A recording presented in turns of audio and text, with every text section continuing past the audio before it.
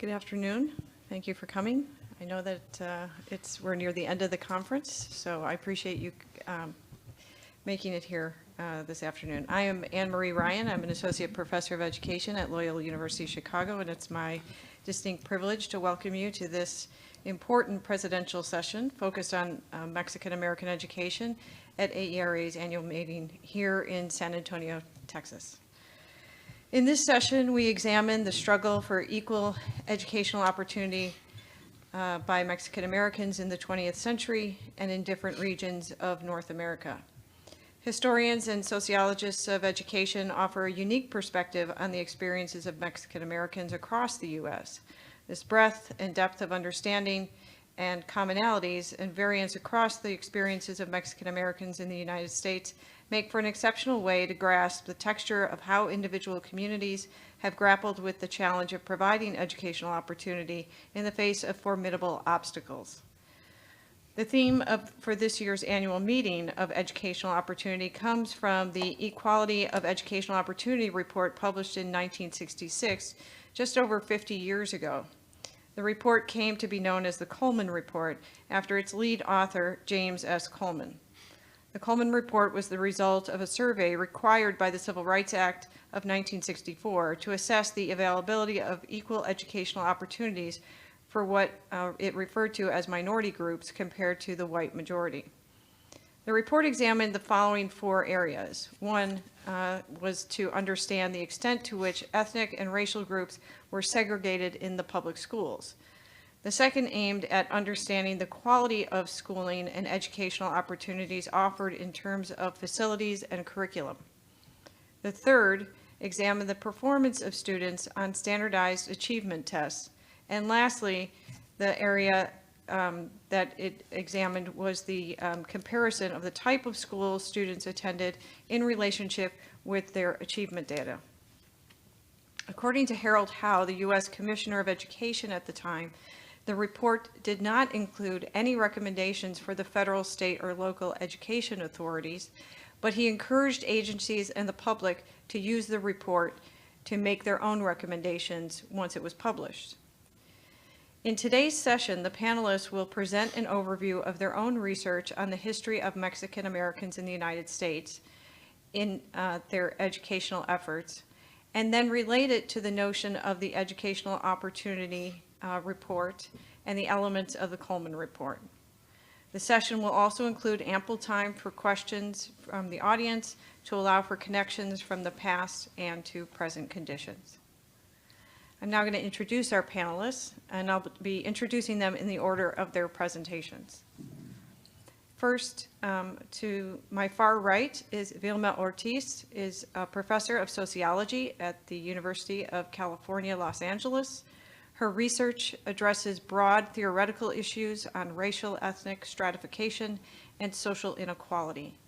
She and Edward Tejas are co-authors of the award-winning Generations of Exclusion, Mexican Americans, Assimilation, and Race, published by the Russell Sage Foundation in 2008. To my immediate left, Laura K. Munoz is the Joe B. France Associate Professor of American History at Texas A&M University Corpus Christi, a Hispanic and minority-serving institution. She specializes in the history of race, gender, and education in the Southwest, and is in the process of completing several works on Mexican American teachers in Arizona and Texas. She is a former National Academy of Education Spencer Postdoctoral Fellow and currently sits on the Fellowship Retreat Planning Committee of the National Academy of Education. She also serves on the Executive Advisory Committee for the Handbook of Texas Women, a new online encyclopedia project launched this spring by the Texas State Historical Association to document Texas women's experiences. To the left, to my far left, is Mario Rios Perez, is an assistant professor in the Cultural Foundations of Education Department at Syracuse University. His teaching and research agenda focuses on the history of race, migration, and inequality. Mario's current book project, titled Menacing Migrations, focuses on the transnational, migratory, and educational experiences of Mexicans in Chicago during the early 20th century. And to my immediate right is David G. Garcia, and he is an assistant professor in the School of Education at the University of Michigan. His current book project examines the strategies of segregation employed in Oxnard, California, to exclude Mexican-American children within and beyond schools. The book is under contract with the University of California Press. And now we'll have Vilma Ortiz.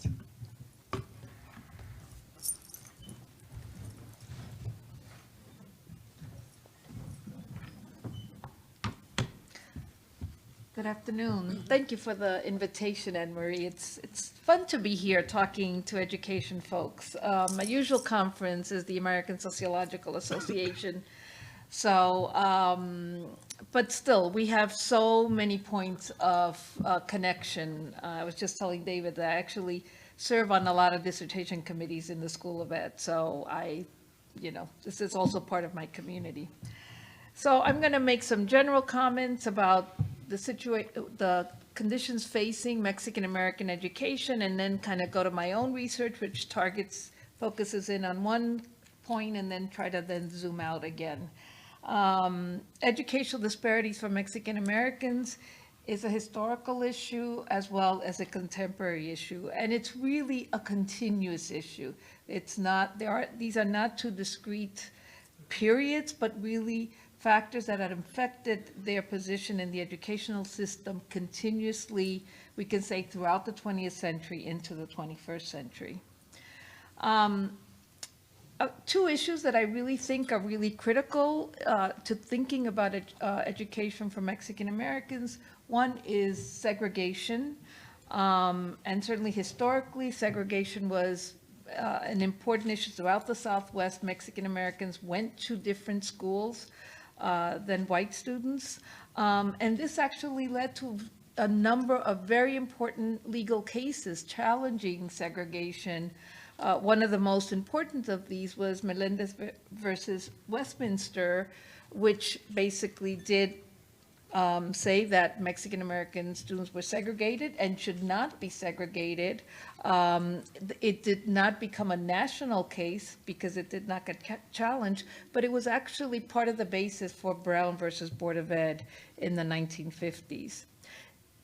So we fought these battles in the 30s and 40s and 50s, and yet today Mexican American students continue to be segregated through some of the similar as well as different mechanisms. For instance, there's residential segregation that makes it very easy to continue to have segregation in the schools, as well as a school privatization effort that means that white parents are choosing very different schools for their kids, even if they're living in nearby communities to Mexican American kids.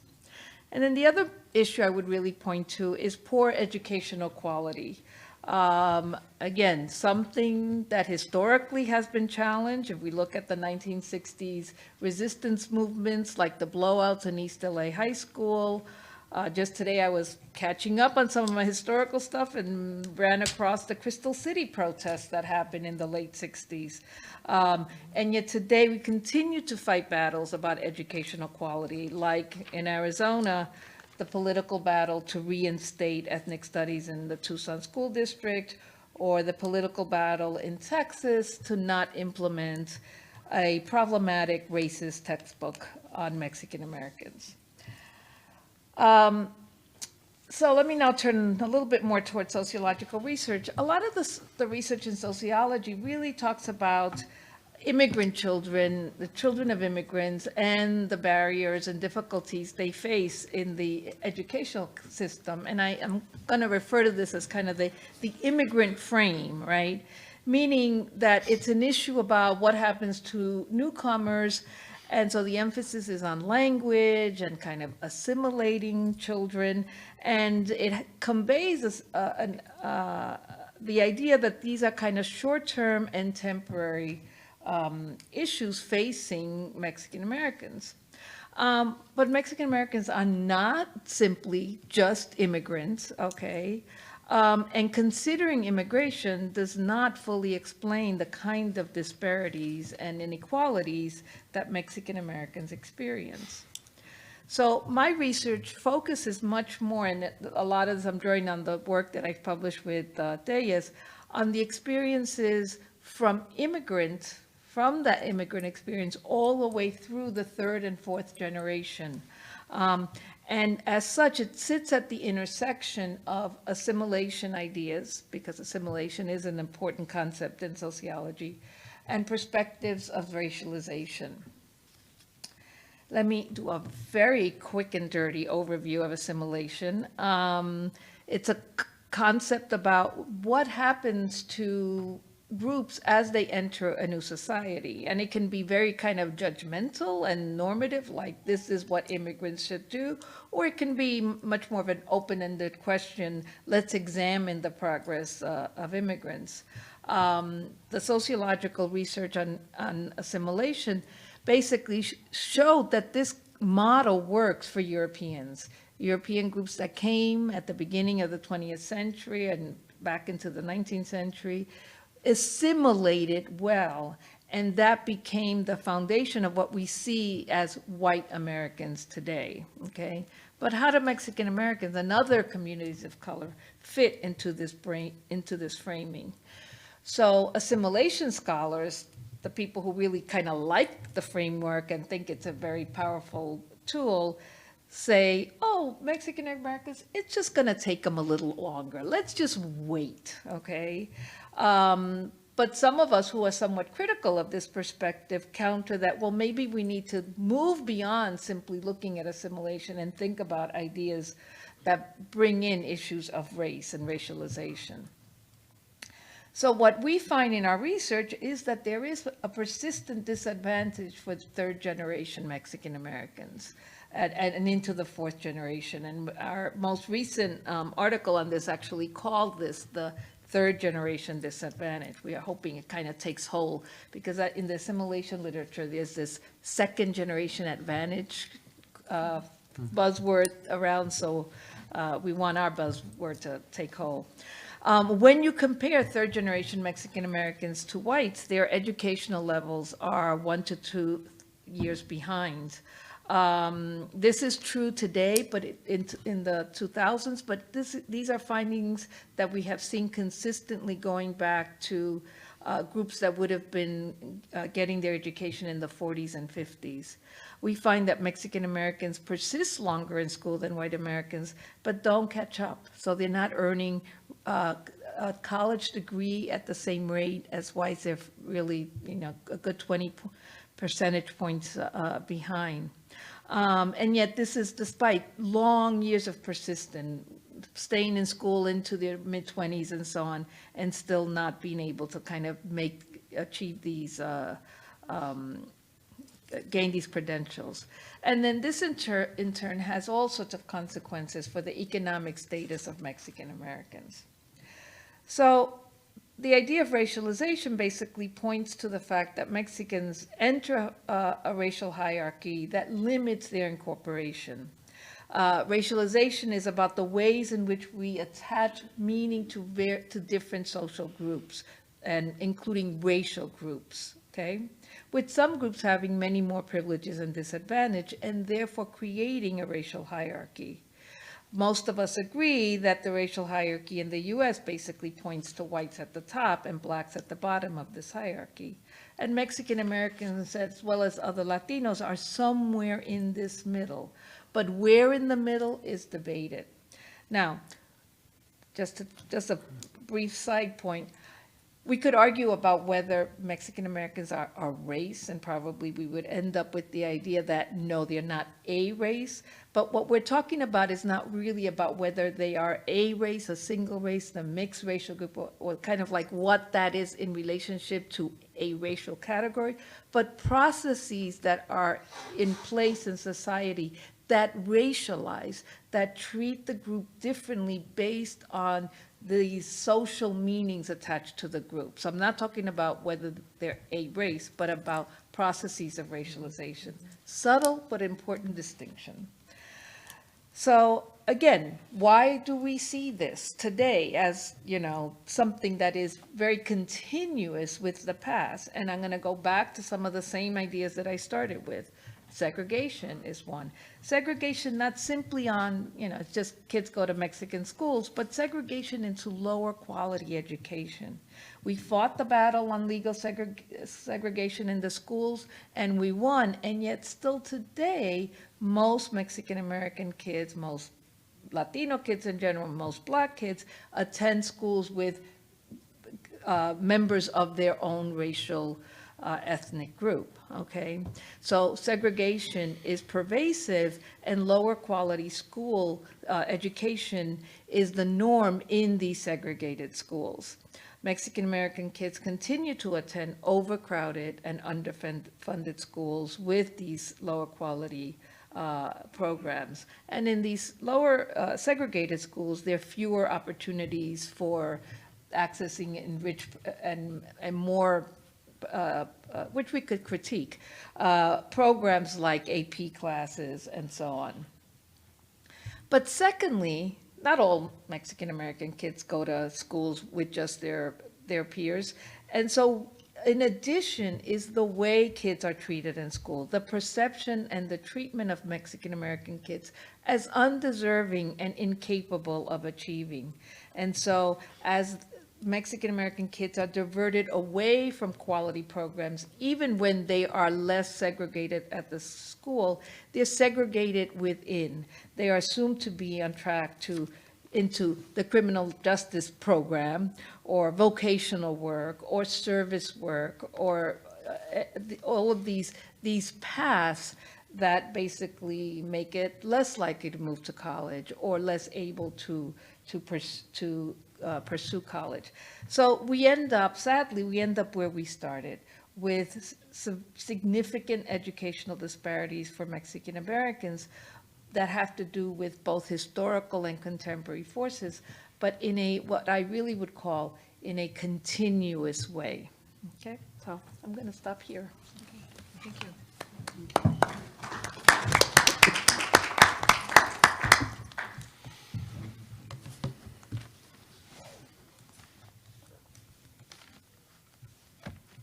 Hello, I'm Laura Munoz. I'm just trying to keep my timer on.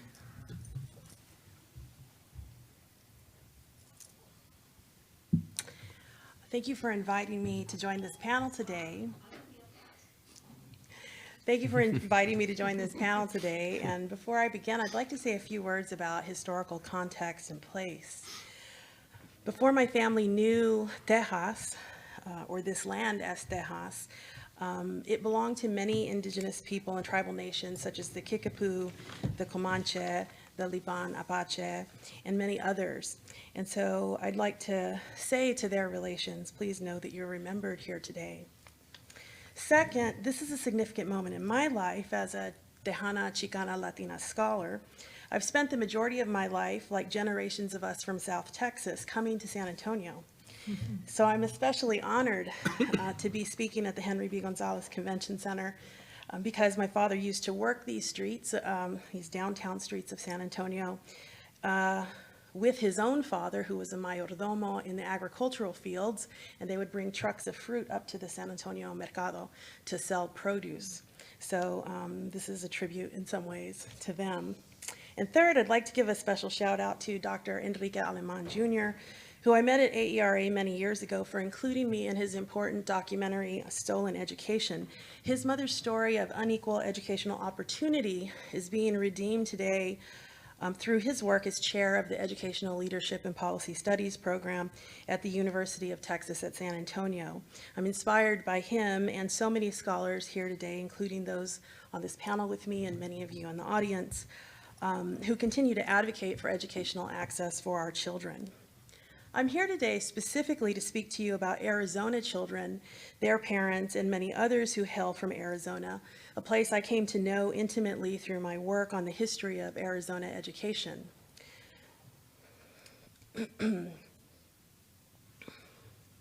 Today, in the contemporary moment, we're quite familiar with Arizona's racialized past and its racialized present, if we want to think about this notion of racialization as a process that we just heard about.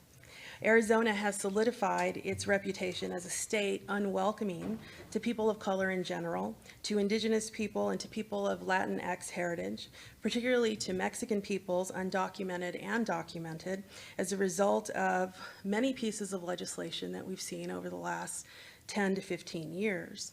I heard Gene Powers earlier today speaking about the efforts in the last 3 years of the state legislature to defund desegregation programs. And then we add to that Senate bills like SB 1070, which political satirists call the driving while brown law. This is the law that effectively allow the police in the state of Arizona to pull over anybody who's suspected of being undocumented. And this notion of reasonable suspicion has become quite powerful in the way that we organize our American society today. The Supreme Court upheld this concept of reasonable suspicion, and it's included in 2014 as Homeland Security's new policy, racial profiling policy at its border checkpoints. So anybody in the state of Arizona, anybody anywhere in the American Southwest who's within the vicinity of a border or inland checkpoint can be pulled over on the basis of reasonable suspicion of apparent Mexican ancestry. We also know about the bill quite well, HB 2281, that banned ethnic studies in 2010, and before it, Arizona Proposition 300 in 2006, which eliminated state financial assistance for undocumented students. This contemporary Arizona context is rooted in a past that looks quite similar. As I've come to understand the state and its late 19th and early 20th century history, the outcomes of contemporary moments emerge more and more as evidence of a past rooted in inequality, a past saturated in unequal educational opportunity. There are 3 major points that I'd like to leave with you today. The first is that despite this politics of racialization, Mexican Arizonans, Arizonenses as I call them, have been invested in education despite subtractive schooling that has marked their school experiences since the 19th century. In 1871, Tucson merchant and territorial legislator Esteban Ochoa co-sponsored the public school bill with Governor Anson P.K. Safford. This bill, called the Safford-Ochoa Act, created the Arizona public schools, but the legislature argued over funding. So Ochoa took it upon himself to donate the land for Tucson's Congress Street School, and then he and his business partner paid for the lumber and hauled it across the state to actually have the school built. This kind of investment was reflected in many towns throughout the state of Arizona as Mexican-American parents built, funded, and staffed their public schools. In 1880, the Transcontinental Railroad came to the state of Arizona, and it wiped out, for Ochoa, his entire business. He owned a freighting firm that moved products, basically, from the interior of the United States, the Great Plains, into the Southwest. And with this railroad, we also see the arrival of Euro-American migrants who soon overpopulated and overpowered Arizona-Mexican political and economic clout. These newcomers perceived the Arizona Mexicans with considerable disdain. Samuel McCrea, a Stanford University graduate who wrote Arizona's first school history in 1902, called the situation, quote, seemingly hopeless, given the large foreign element, mainly Mexican. This became particularly evident in new territorial laws. In 1885, in 1899, the territorial legislature passed English-only laws for the public schools. In 1909, as the territory prepared its statehood application, the legislature also passed a literacy law for voting.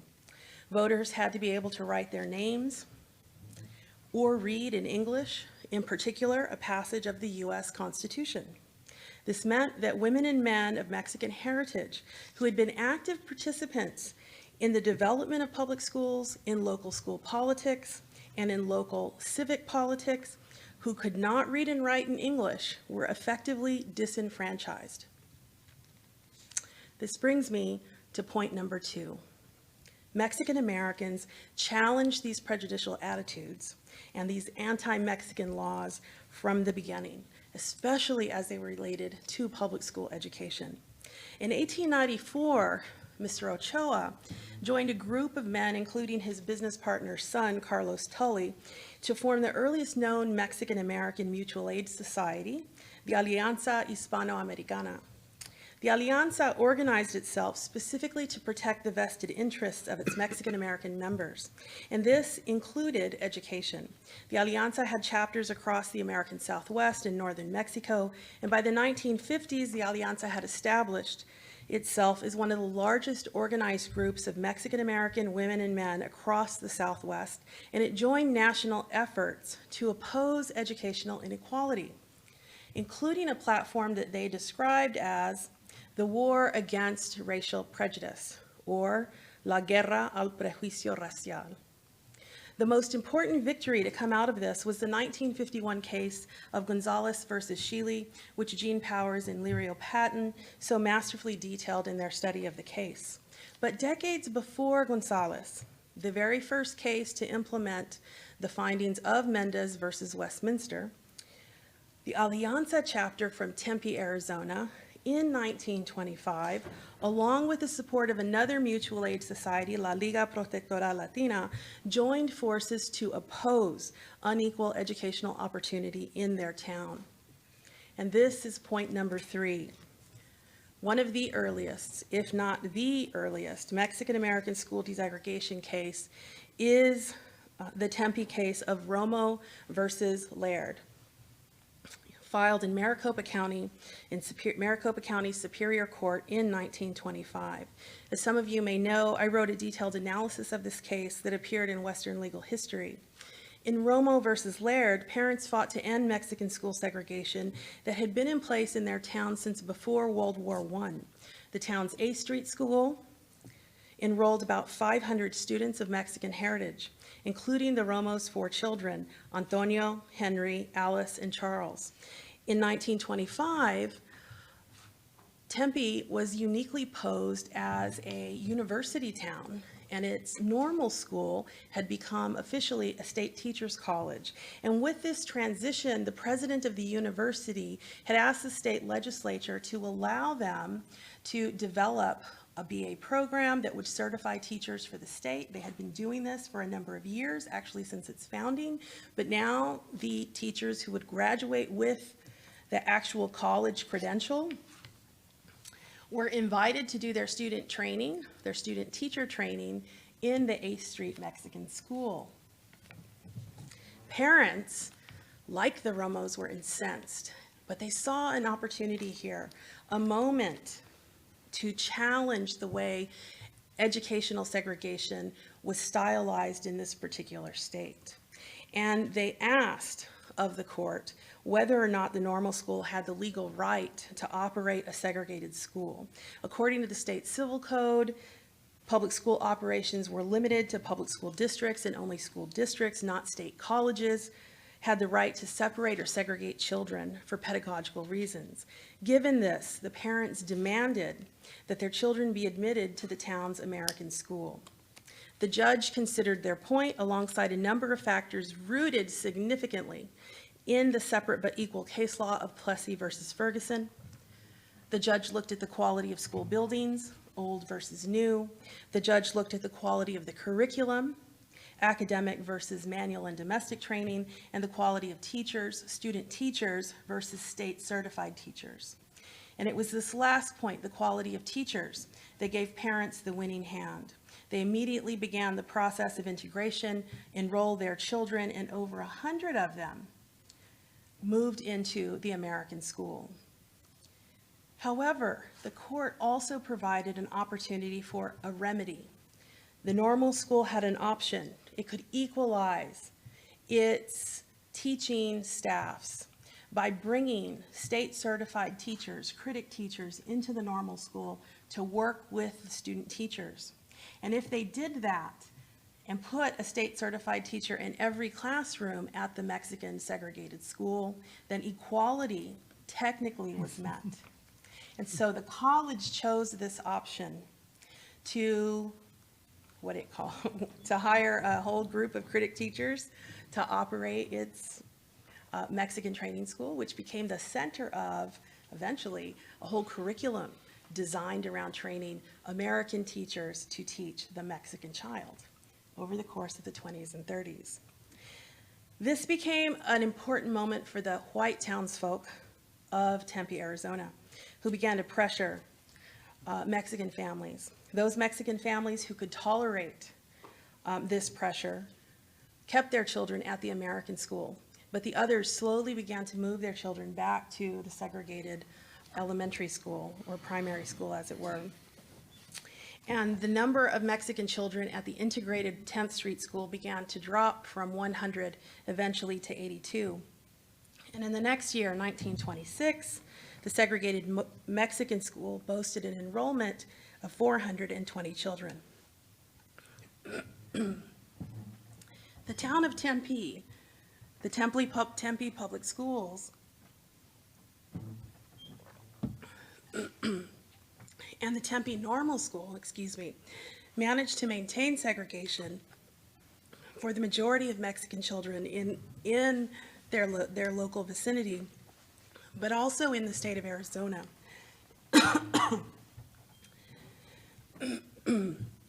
They continued to allow limited integration at the 10th Street School for children like the Romos, but they only agreed to this in order to prevent the Romos from taking their case to the Arizona State Supreme Court and potentially to the U.S. Supreme Court, and from creating what the county attorney described as a potential race war in the state of Arizona. So limited integration became this negotiation between elite Mexican Americans who had politically organized and elite whites who controlled the city, and to the detriment of the majority of Mexican American children who still were subject to inequality in the public schools. The only benefit that came out of this case is that it symbolized, at least for the Mexican American community, a small victory, because for the Romo children and the small cohort of students who managed to get into the 10th Street School, they became essentially the state's first group of Mexican American children to experience the possibilities of equal educational opportunity. Thank you.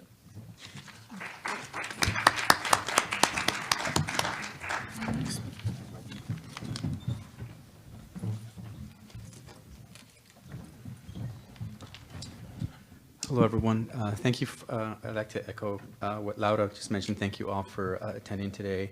My name is Mario Perez, and I'm an assistant professor at Syracuse University. And what I want to do today in my talk here is synthesize my research and then kind of talk about what I feel it means presently. So my area of research looks at the history of schooling in Chicago in the early 1920s and 30s, which is a little bit different than, say, looking at the Southwest. I'm originally from California, and having studied at the University of Illinois, my original intention was to study the history of schooling in California. Being at the University of Illinois doing my graduate work, I began to see trends that I was really interested in exploring, that had taken place in Chicago and more broadly in the Midwest. But I started my study with the intention of examining the general experiences of Mexican children in Chicago schools. Many of them who were immigrants in the 1920s, many of them who were new to this particular area. And I had begun to think about looking at, say, some of the things that I was familiar with teacher-student relations, the issues of achievement, issues of access, desegregation and segregation, and to some degree, the general classroom environment, the schoolyard, the schoolhouse experience. And I was really very much interested in the schools. So, as I said, this was the first major wave of Mexican immigrants to Chicago, a place that didn't have a historical history of Mexicans in that area, at least a mass wave of people. And in Chicago, Mexicans first arrived around the 1960s, 1919s, as a result of a labor strike that had taken place in that city. And after being recruited to the Midwest, as the immigrant stories kind of are told, men came and then women came and then of course children were there. But most of these schools were predominantly white from the outset. White ethnic immigrants had migrated there and were continuing to migrate there. Italians, Polish, and also African Americans were part of this newcomer group. Blacks had new presence in Chicago and were part of the black migration, just at the same time that Mexicans were arriving. So I went in presuming initially that I would find something inherently different, from other places in the West and other places in the country. And not to say that I want to conflate all these particular areas. There's definitely regional differences within these particular spaces. So one of the things that that became quite important to me within my study was that Mexicans arrived in Chicago at a period of national educational reform. This is a time when progressive educators were beginning to think about the power of schools, as our Vilma had mentioned earlier, and kind of what is the power of schools in the lives of people. And this was also the time, which is really critical to my study, when urban schools became a national phenomenon. This is the time when the high schools become a social institution, and a time when compulsory education now becomes the land of the law. So I believe by 1920, I think that every state, every state that exists at the time has a compulsory law. So everyone now is being forced to go to school. So some of the things that I was really interested in is, how do we analyze a group who doesn't have a historical presence in a particular area as coming into this mass wave of change with these other groups that are also being racialized, right? So what happens in this particular period? Now, what I find, I like to think that what I found is pretty radical and amazing, but it actually, I like to say that it wasn't really that all profound or that revelatory. It wasn't a revelatory result. But more telling, I think, of the larger arc of American educational history. And one thing that I wasn't really looking for was that Mexicans, I knew, was that Mexicans were always concerned and critical of the broader roles that schools were playing in the lives of their children.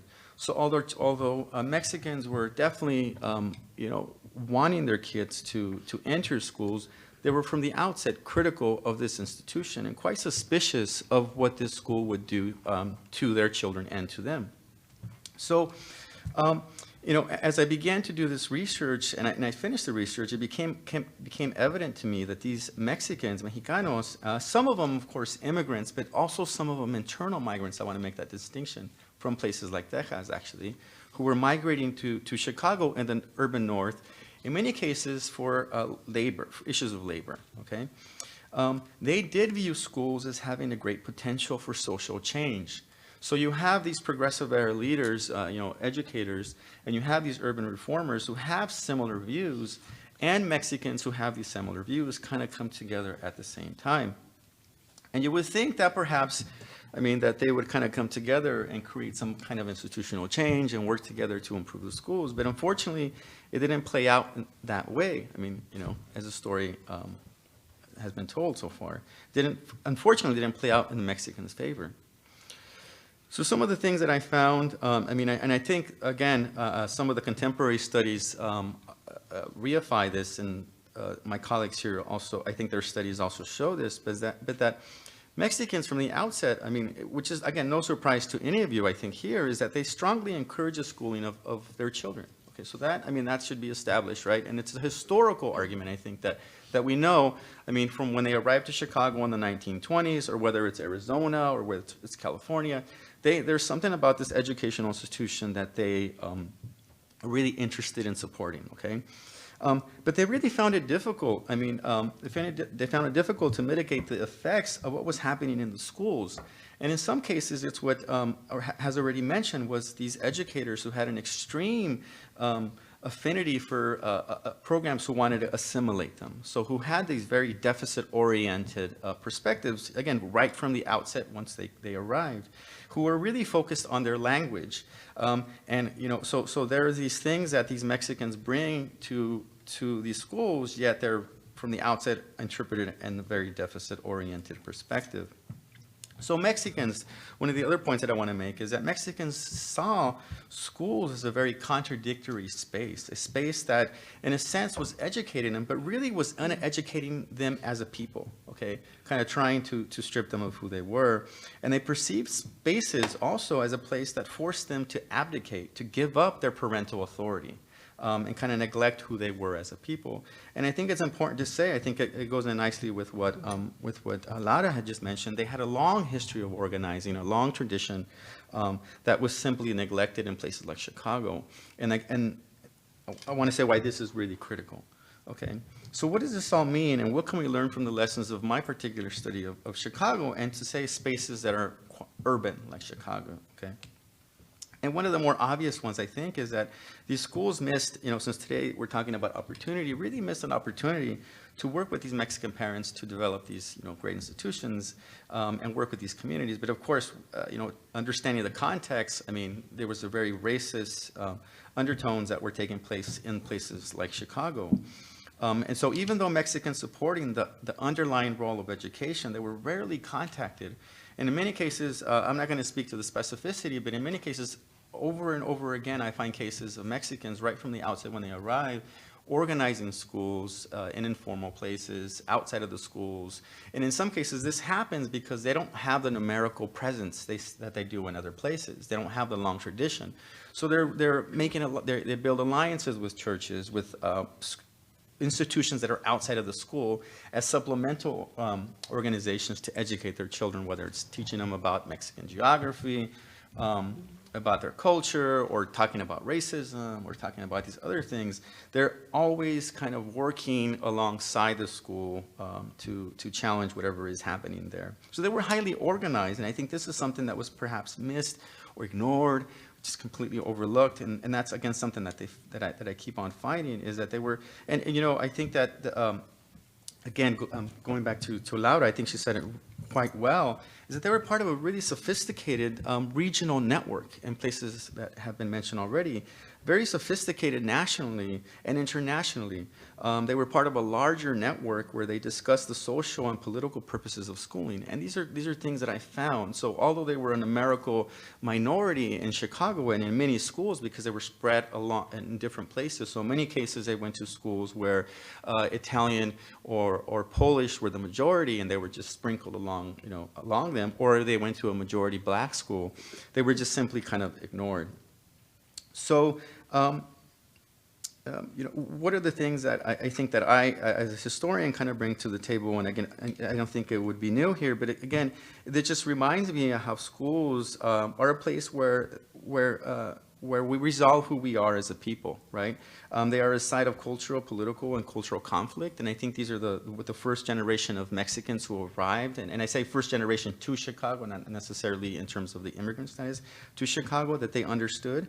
And what I found is that these conflicts, of course, are not irreconcilable differences between schools and people, right? So you see these two different groups who have similar goals, that could have came together, but for some reason that I speak more to in the book project is that these educational reformers in schools and the educators sought to exploit even the differences there, these differences that existed.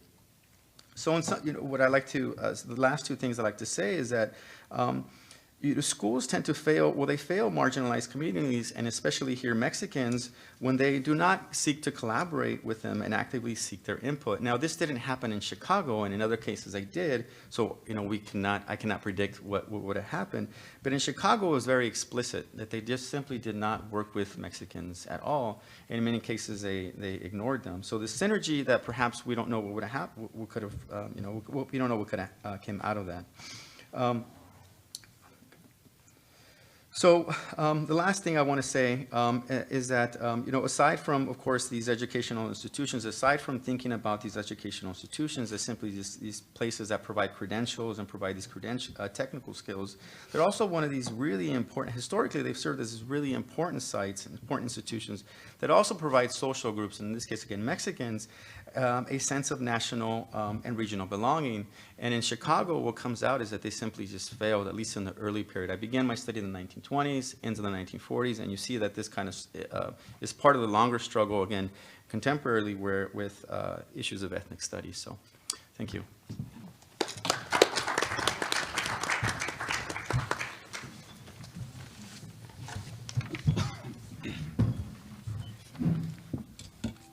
Good afternoon. My name is David Garcia, and I'm an assistant professor at the University of Michigan.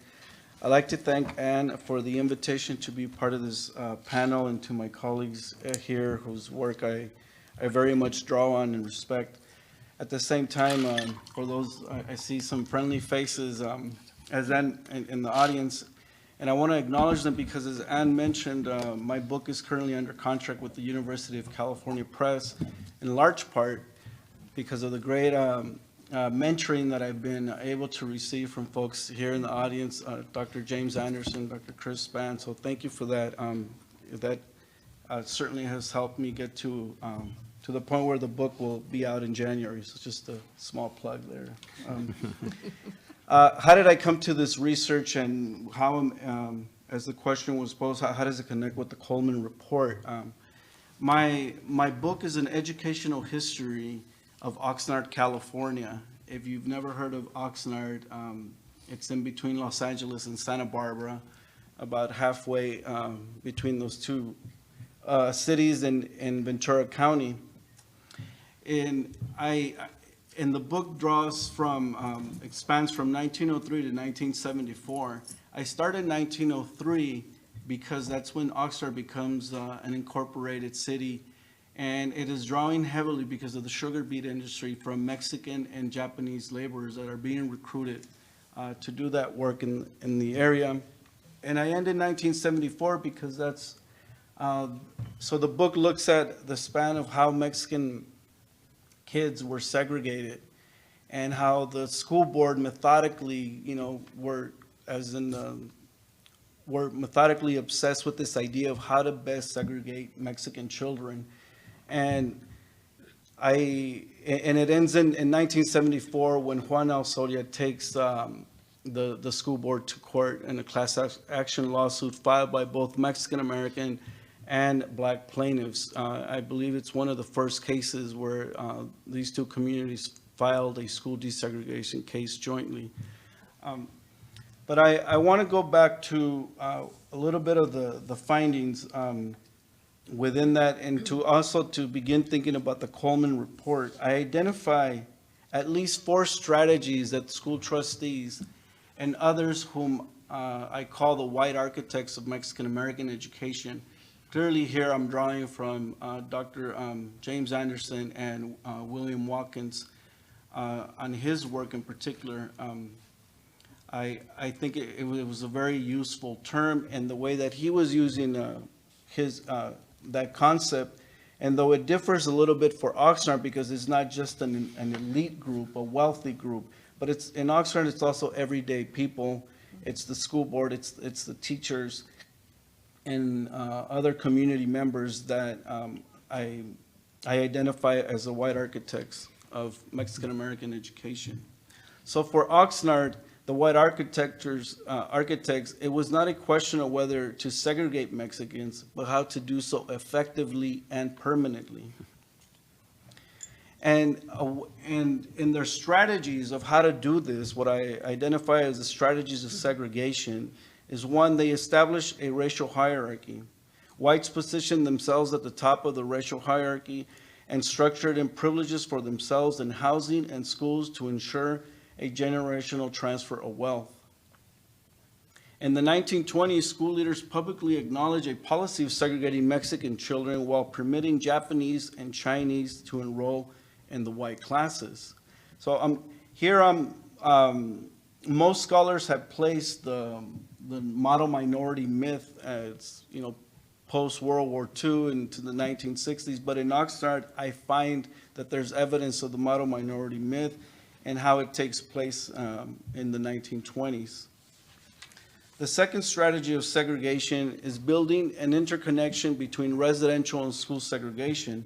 And I and some other, and other colleagues, Tara J. also have explored this in a History of Education journal and some of our previous work. So this interconnection between the residential and school segregation, the white architects strategically underdeveloped the predominantly Mexican neighborhood of La Colonia, east of Oxnard Boulevard and the railroad tracks, and used racially restricted covenants to maintain the northwest side of the city exclusively white. They adjusted school attendance boundaries to make racial divisions appear natural.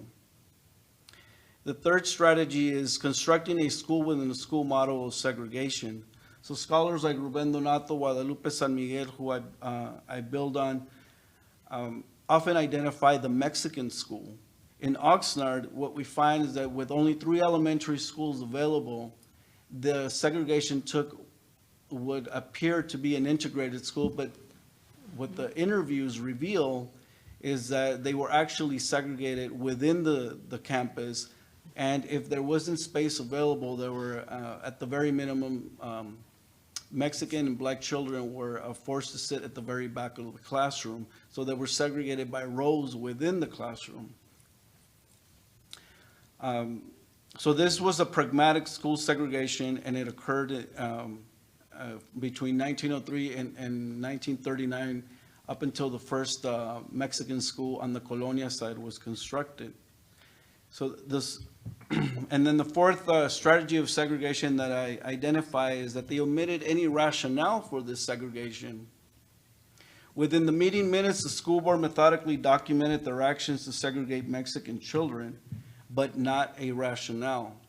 With this omission, I believe that the school board portrayed a pursuit of segregation as a policy of consensus. It was the racial contract. It was understood, and in a way, because they didn't have to talk about it among themselves, that Mexican kids were going to be segregated, it made it even more effective. In Oxnard, you didn't have the no Mexicans, no blacks allowed signs. My interviewees understood it. They understood where they could go, where they could walk. Often the interviews talked about walking through the alleys, and if they crossed the railroad tracks, which demarcated the two east and west, they were often, particularly the men, were stopped by the police and brought back to the tracks as, you know, this is the place where you belong. And then for the women, they didn't talk so much about a physical or even in the school as the corporal punishment. They talked more about just being shunned on the west side, that they were ignored or they weren't served at a restaurant. But for the men, it took more on a violent confrontation at times. So in connecting that, just very briefly, I know we're going to have a question, but I want us to think to think about these strategies of segregation and how the Coleman Report might have could not have foreseen these strategies. So, for example, one of the critiques of the Coleman Report is on the, that it looked, yes, it had identified what everybody knew in some ways, that there was inequality within the school, that Mexican and black kids and other students of color were segregated. But it didn't connect that to housing segregation, one of the strategies that I identified. So it doesn't go beyond the school. And I think that was, just as an example of one of the limits that, we can also open it up to continue this conversation. Thank you.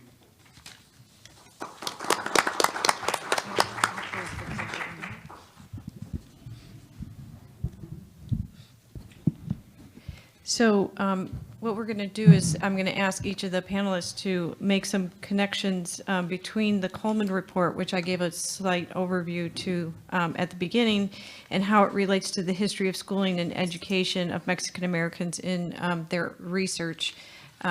Some of them who are a little bit more focused on the earlier 20th century are making the leap up and going forward, and they agreed to do so. So I just want that noted, and I appreciate that. But given the theme of the conference, that's one of the things that we talked about in advance. So they're just going to give a couple comments each, kind of brief comments, make some notes, and then we're going to turn to you as an audience and have some dialogue with you. And again, I'm going to reiterate that Laura is going to facilitate that part of the session. So Mario, do you want to start us out? Yeah, I guess, yeah. So I do the earlier 20th century, so I'm going to definitely do a leap of faith here. But I think one of the ways that I can definitely connect it is the role of social science in American education and the role of desegregation and access to schooling. But one of the things that I think, so I want to connect it in that way, but one of the things that I think became quite evident to me in terms of the Coleman Report was a difficulty that Coleman and his co-author had in identifying Mexicans even in 1966. So in many cases, you'll see that they explain the way that they're categorizing and talking about Mexican Americans in 1966. And they really, although they've collected this they interviewed 600,000 students and over 4,000 schools, and they have difficulty in understanding where Mexicans kind of play. They say in some cases they're white, in some cases they are not. And I think the way that maybe my colleagues here can help me out with this, but I think there's a particular passage where they say that unless they explicitly state that they're black or that they're white, I think it's an odd way that they'll classify them as Mexican. And I think it's important to state that this report focuses on 5 groups. So let's see if I can get them here. They use the word Negro, Mexican Americans, I think it's American Indian, I'm using their terms, Puerto Ricans, and then they use white. Okay, but what happens, so they have all this data, and at the very end, so they have all this data, and you see that Mexicans are being discussed even throughout the entire report. So the report, for those of you that are not familiar with it, I think the body of it, I don't know the exact count, is about 500 and some pages. And then they have an appendix to it. But they're sprinkled, Mexicans are sprinkled throughout the entire, they're there. But if you look at the summary, which tends to be the most useful part of it, it's like 30 pages in the very introduction, Mexicans are not really discussed. And one of the ways that I see the relationship to my particular work is that although they were there and they had the information, so in my period you do have national reports that are coming out of places like Texas and California, or regional reports that rarely were actually used or in the efforts to kind of think about Mexicans in places like Chicago. And they always had difficulty in understanding this particular group. So if you look at the summary, they're kind of hands off and they don't really talk about them at all. So. Thank you.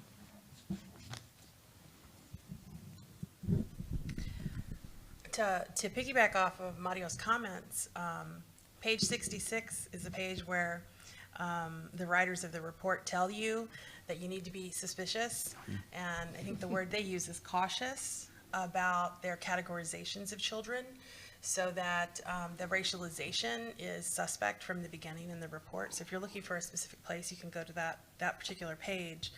But I think it is important to think about the report as being in relationship to the body of work produced by the Bureau of Education in the early 20th century. There are numerous state and federal reports that are coming out in the early 20th century that also have the same sort of complications around the categorization of Mexican children or any racial or ethnic group of children in the time period. So reading the report as a historical document that's produced in the 1960s, it's not surprising to me to see this sort of murky water around the racialization of Mexican children. But it's unfortunate that in the 1960s, there wasn't someone who was taking that sort of longer view to contemplate, okay, how could we better do this? If I think about the report in relationship to educational expectations of Latino and Mexican American children in the early 20th century, there were 3 things that stood out for me. And one of them is this emphasis on learning the English language. This notion of Mexican children being unable to speak English is peppered in every piece of paper having to do with Mexican children and education in the early 20th century. I mean, there's just this general across the board presumption that no one can speak English. Amazing, given that their parents are operating in a bilingual and bicultural world and emphasizing a bilingual and bicultural heritage, and the schools are teaching English and emphasizing that from 1848 to the present. So where are these Mexicans who can't speak English? That's shocking to me. But you still see that even in the 60s. Another idea that comes out that also is an important factor, I think, and some of this, to borrow language from Professor Jimenez Castellanos, is this idea of low rigor and low expectation. I mean, really, we're talking bottom of the barrel expectations here of Mexican-American children. And you see this again in the way that faculty across the Southwest are creating, if you might want to borrow the words that Professor Garcia used, are literally becoming architects of the school system here by creating programs like opportunity rooms. In Arizona, those were very popular. A student's 15, shows up, can't speak English, because that's a presumption, probably just crossed the border, because that's a presumption, has never been to school, because that's the presumption, gets thrown in the opportunity room, and what do you know, 2 years there is better than no education, especially if you want that young man to go into the workforce.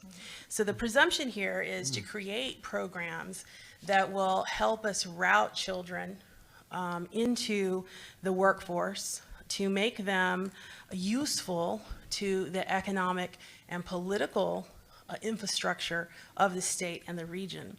So programs like Opportunity Rooms, the 1A, 1BC program in Arizona that forced Mexican children to take first grade up to 3 years to teach them the English language, become part of the architecture of the school environment. And then third, I would say that the Coleman Report really emphasizes this idea of achievement-driven data as a rationale for dealing with the problems of the Mexican child.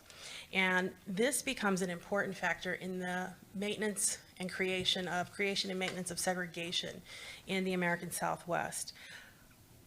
Achievement data, their poor performance on IQ tests in the early 20th century becomes validation for the need of vocational programs and special schooling that is, again, bottom of the barrel educational tracks, the Mexican tracks, in the public schools. So the idea here is that achievement-driven data becomes a steady factor in the way that we approach our education of Mexican children, whether it's in the 60s and 70s, or even in the 10s and 20s and 30s. Many of Terman's graduate students from Stanford came to Arizona and did all of those tests, practiced them all on the Mexican children in the public schools. Some of the public schools had large populations in these towns, 300, 400, 500 children, mostly children of parents who worked in the mining industries. I mean, what a rich data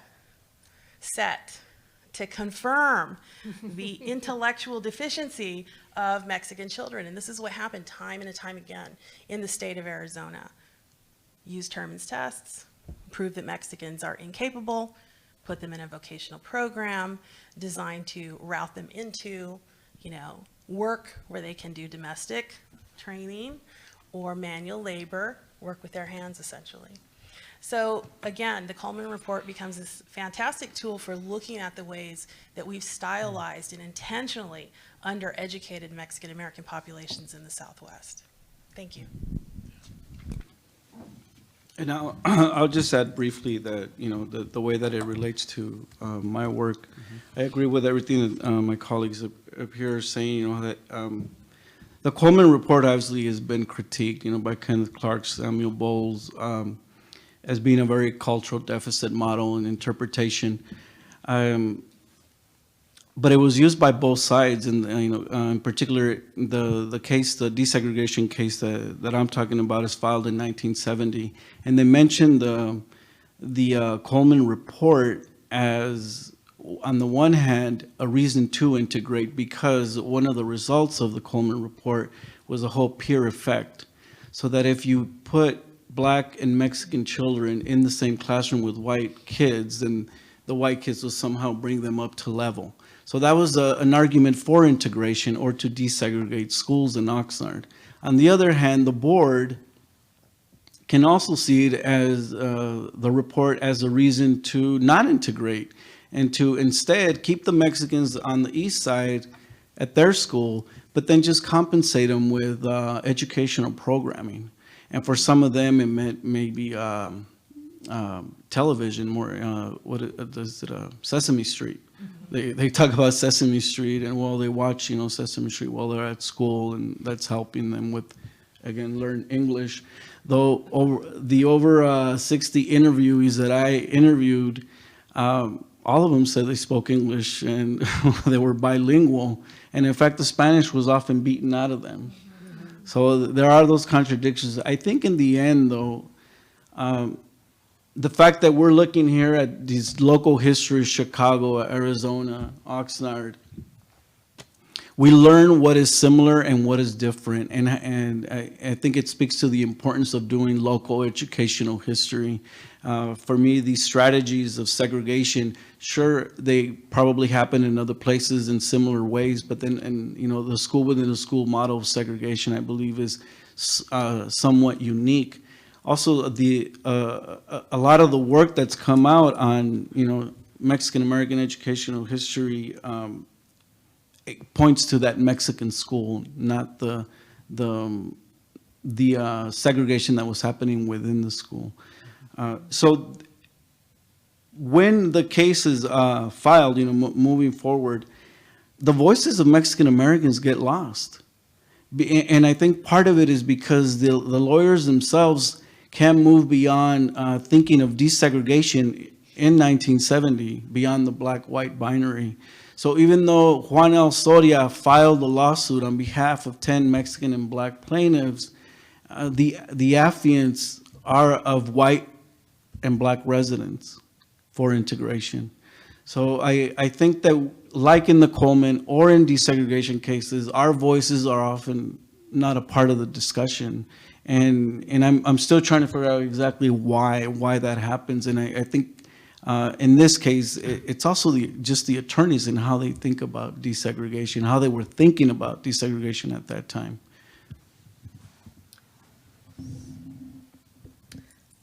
So one of the interesting things about the Coleman Report is that it actually showed that there's no segregation effect.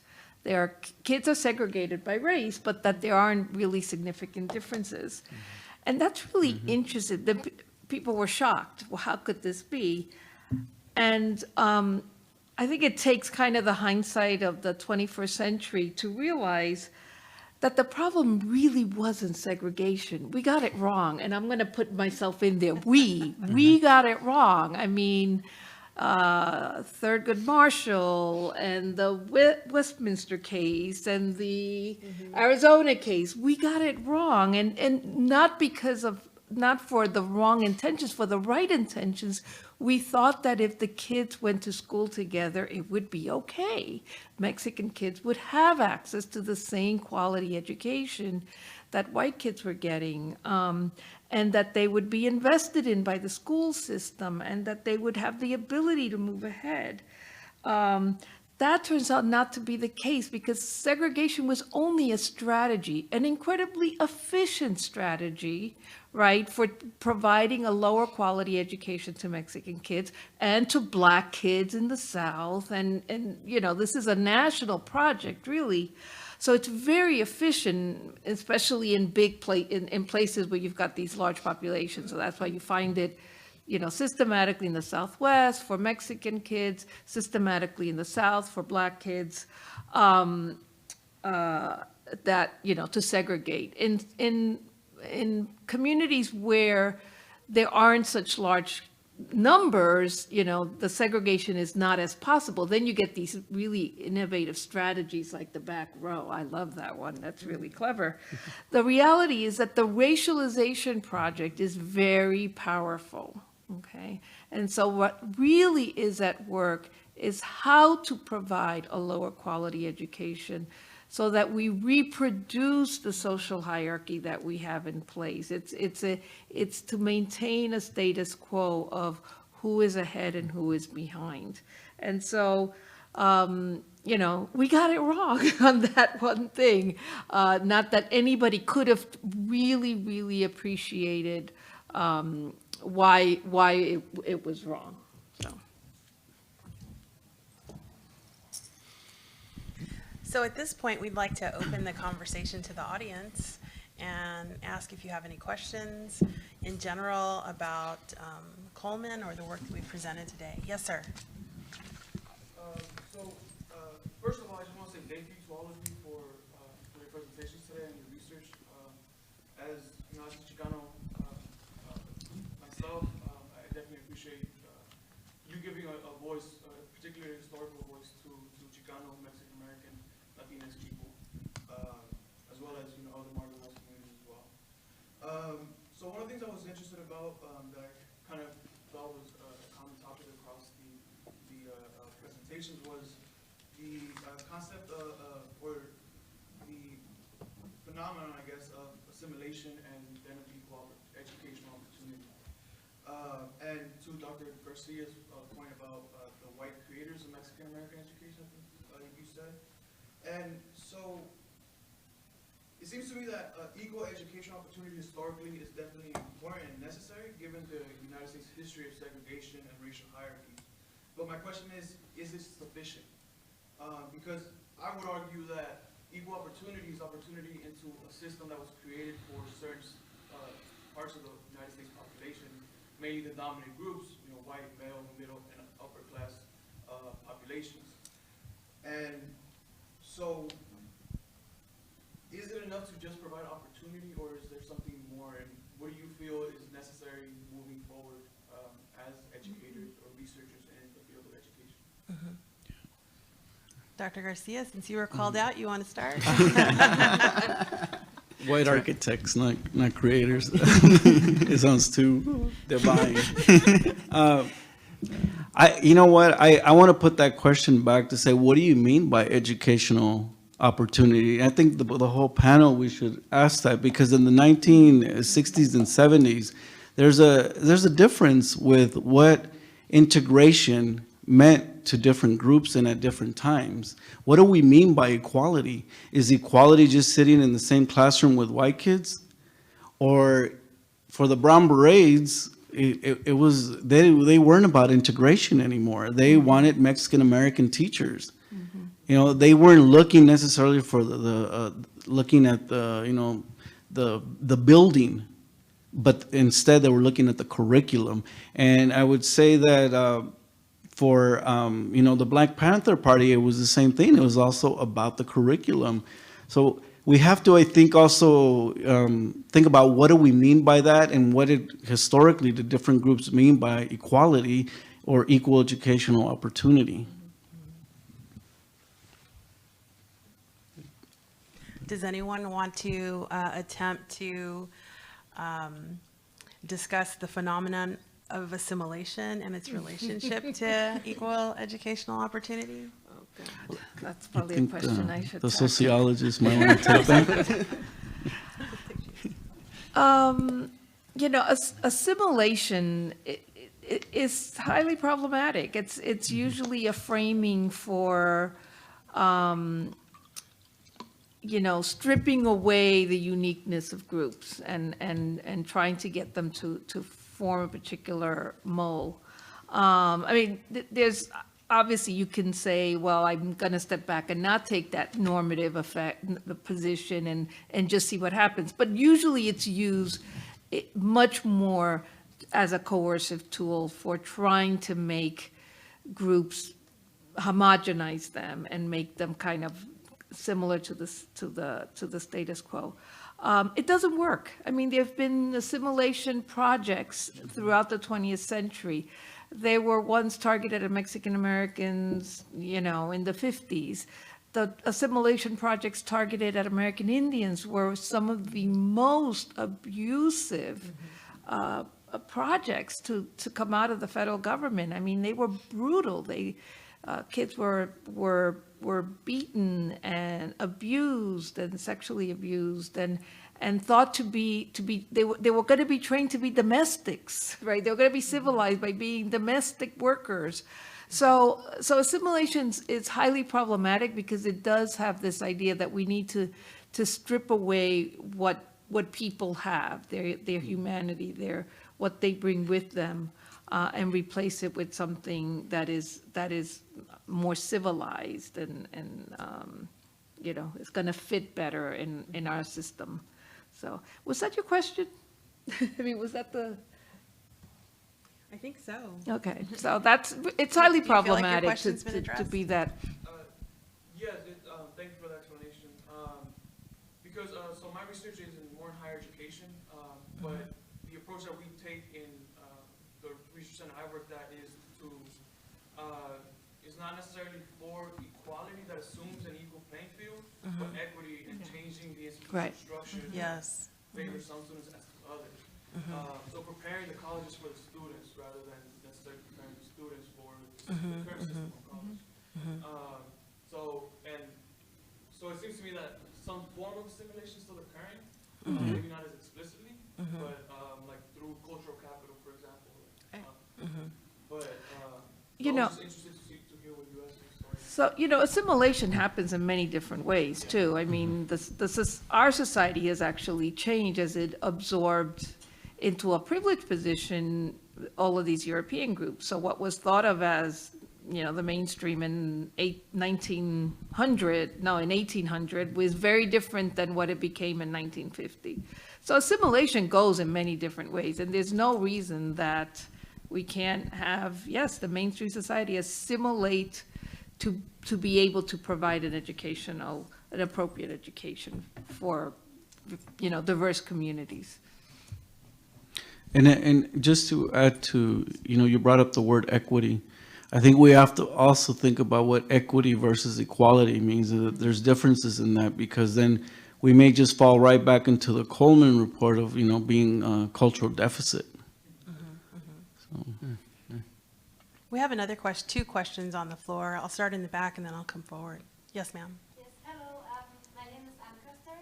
I'm from Germany, but I do live and research in Mexico on the subject of indigenous Mexican migrants within Mexico coming from rural areas to the city. But as a fact, the social group among the Mexican population that migrates most is, in fact, indigenous population. Due to segregation and disparities and the lack of opportunities. So they are the ones who migrate and seek out better living conditions since a long time. Right? So I'm wondering, as you all look at Mexicans who migrated to the U.S., if you notice a difference within their assimilation processes that the Mexicans went through when you compare the indigenous and the mestizos who migrated to. This is a tough question. yeah. And I say that just reflecting on my own work in the early 20th century, is that this idea of an indigenous heritage gets completely wiped out of any categorization or recording of who the Mexican migrant might be in the public schools. So the identity of the child, the cultural identity of the child, whether it's regionalized or nationalized in a particular way or connected to an indigenous group, gets literally decimated from the research file. So speaking as someone who looks at the early 20th century, that would be something very difficult to tease out unless we had the right sort of primary sources to do that. And usually that becomes the oral history that's been left behind, the sort of hints of, I remember my family member saying that we were part Kickapoo at some point, but sort of the loss of that. There are some contemporary scholars like Melee Blackwell at UCLA who are doing this kind of work in different ways with groups of indigenous Mexicanos who are coming into the LA area and back to parts of central Mexico.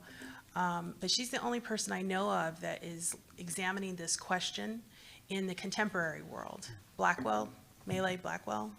Yeah, I can speak to, Okay, yeah. I can speak to it. Oh, sorry. Slightly, and I think I completely agree with Professor Munoz here in what she just stated. It's very difficult to kind of extract that kind of demographic data in a sense because the identities are so fluid. So the agencies that are collecting this migratory data, both in Mexico and the U.S., are not really sure what to do. And in the period that I look at, specifically post-1910, after the Mexican Revolution, as you might be aware, there's this idea that Mexicans should become this new mestizo group, right? So, but one of the things, so I went in looking, not really thinking that I would find anything. And in terms of education, what became really fascinating to me was the way that these white educators and policymakers were trying to make sense of these new folks who were arriving in Chicago. And in many cases, they look at them. How do they look? You know, what color are they? What are their facial features? What do they reflect? Like who? And so what they begin, you see these descriptions of Mexicans in a variety of ways. In many cases, they describe them, all the time, in many cases, based on their physical attributes. So they say they look native, they have these darker complexion, their nose, they look at their forehead, they look at their hair. And then what becomes, so it's that, what I can tell, I can see from that type of like qualitative kind of information, right? The descriptive that these people perhaps were native, but even in the way that they like perform, the way they act, there's ways. So because my study is at the University of Chicago, I'm quite fortunate to have like all of this data that was collected in the 1920s and 30s. And you have these social scientists who go to places like churches and schools and parks, and they're observing these folks. And there's this one thing, particular scene that I have where there's this, they attribute this guy's, the way that this guy blesses himself. Like he supposedly the way that this social scientist is, he blesses himself like 3 or 4 times. And they're like, this is more reflective like an indigenous colonial model and things like that. But what they do is after they collect this data, then they connect it to what Professor Ortiz said, which is now they have these models of educating particular folks. So if there's Mexicans who reflect more of an indigenous characteristic, then perhaps it's better to educate them with the strategies that we use for native populations. So it becomes quite unclear. In many cases, as many historians have pointed to, it just depends how they. So there are these indigenous folks who, peoples who are coming into native people who are coming into to places like Chicago through Mexican migration, and these educators are attributing these previous techniques based on where they can fit them. So if they're closer to being white, then maybe they can, treat them a particular way, and if they're darker. So they know their national identity, but not so much like this racial thing that we're talking about. And that becomes really difficult. And I think that's something I think is kind of understudied in terms of education because it's so difficult as it's been pointed to. Yeah. I don't know if that answers your question, but. So we do know that there's more indigenous Mexicans coming to the U.S. Just like they're moving internally in Mexico, many of them are ending up in the U.S. And they have a layer of difficulty that goes beyond what mestizo Mexicanos face. They frequently have language issues. They may not speak Spanish, so they have so they can't kind of tap the same kind of social networks that indigenous Mexicans tap, where like they all know each other, and someone's from the hometown has been here, and they can go to that connection. So some of the immigration scholars, sociologists, actually have focused on this. And I wish I could remember names, but I can't ever remember names.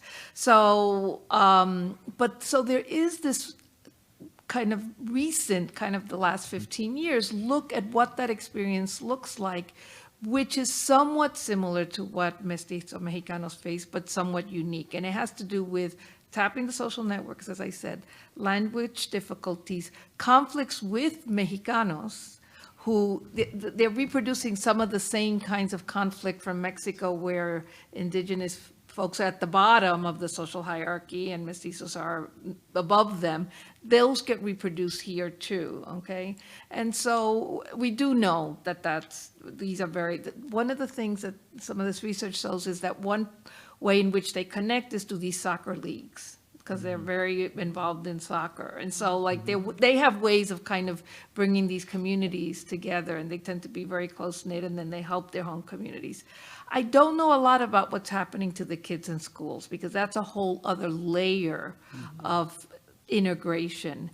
There are a few students at UCLA who themselves are the children of indigenous Mexican immigrants who are now pursuing graduate work. And so they're going to be, in the future, kind of adding to what this experience is. So. We have 2 more questions in the audience. I'm going to go to the gentleman behind you and then come back to the lady in white. Yes, sir. I really appreciate the discussion on phenotype, essentially, is in a lot of ways kind of the elephant in the room. And, I mean, correct me if I'm wrong, I think it was it Guillen Reyes that we're starting to do work on phenotype and indigenous and European features, when one of them was at Trinity, I guess, here in town in the early 80s. And it just is so frustrating because it doesn't seem like the research community is paying any attention to this work that's been done, you know, because that's such a big challenge within the current discourse associated with Mexican origin people. You know, that there's always this discussion of just like, you're not dark enough, or you're too dark, or why are you so light skinned, you know? What do we try to do to kind of shift that discourse? It's just so frustrating how the whole uniqueness of situations as Mexican Americans is even completely separate in some ways from the Latino discourse, I think, even in regards to just representation in pop culture, but just collectively, what can we do to shift that? Would anyone like to respond? So, so the Tellez that you refer to is Mike Tellez, you know, my colleague, Eddie. Yes, and he did do that early work on phenotype. I know it well. And we examined that in the book, our Generations of Exclusion. We get no effect of phenotype. And I still don't know why. I mean, after the book was published, I spent an extra summer really going through the data again and really trying to tease out what might be happening to have created this effect. Because we do see it play out. I mean, there's other research that has documented it, and certainly, you know, I see it play out in everyday life and in anecdotal ways. So I just think it's some kind of methodological issue that we ran into. But anyway, we did look at that, and unfortunately, I can't tell you, oh yeah, and we replicated that effect, because we found no effect. Yes, ma'am. And your question will be the last question. Go ahead. Oh, my Yeah. gosh. Oh, I'm sorry. That's okay. Well, you know, I disagree with you on the issue that there are districts, I'm speaking of Denver for one, Okay. who does not teach English to kids from when they come to school, especially because we have a large number of immigrant population. In fact, they built Denver, and Denver is one of the, you know, fastest growing cities in the country. And so we have a large population of Latin Americans who come from, actually a lot from Mexico, Central America, and South America. And we have a system, a curricula in Denver that doesn't teach reading in English, which is very important because of the tests that we Yes. have now, at least that part test. So they go to school till they're in 3rd grade, just in Spanish. They're not taught English. So in 3rd grade, they get this test. Yeah. You know, and they have to because of state law and because of national law. And then they can't do well in 3rd grade. And so they're not taught reading. And reading is a specific skill. I mean, language is acquired. You're Yes. right in that they probably pick up some. But when they're in colonias, and I don't know if they call it colonias in Denver, they probably don't. But they're in areas where English is not heard. I mean, the businesses and such are all in Spanish. And so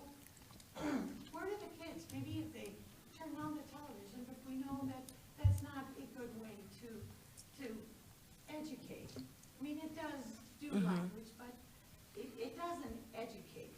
And so that's a problem. We have charter schools, lots of charter schools, and we know that during that time that Obama asked, people if they could bring in money, capital, rich people who did immigrate from Mexico and Latin America and such, who came in and they themselves choose charter schools. In some ways, Yes. it's not just the Anglos, who want to segregate. And not that these people want to segregate, but they know they want English. Yes. And so they form, these committees and such, and create charter schools so that it's not a problem. They want to learn English. They have the means, the wherewithal, to make it happen. And so they do. And so it's really kind of different. And you're fighting for the rights of these kids to be able to get English. I mean, if it were dual language from the beginning, it would be great. We also don't even have mandated kindergarten. Yeah. So some schools just say, well, come when they're 7 years old, which is not fair. Yeah. It's not fair to these kids. I think that your comment on my behalf is very well received. I mean, I agree with you. I think that one of the experiences that I have as a historian is that, I'm constantly stuck in my own mindset about the way we analyze the world of Mexican-American education in the early 20th century. And in the early 20th century, this emphasis on English was the end-all be-all of the way that Mexican-American children were discussed, looked at, contemplated about in the public schools. What's fascinating in the contemporary moment is the rise of the heritage movement and preserving language ability for heritage speakers, and both at the elementary and high school levels, but now in the college levels too. And also, as you pointed out, these sort of new ways of approaching education across the spectrum of educational levels.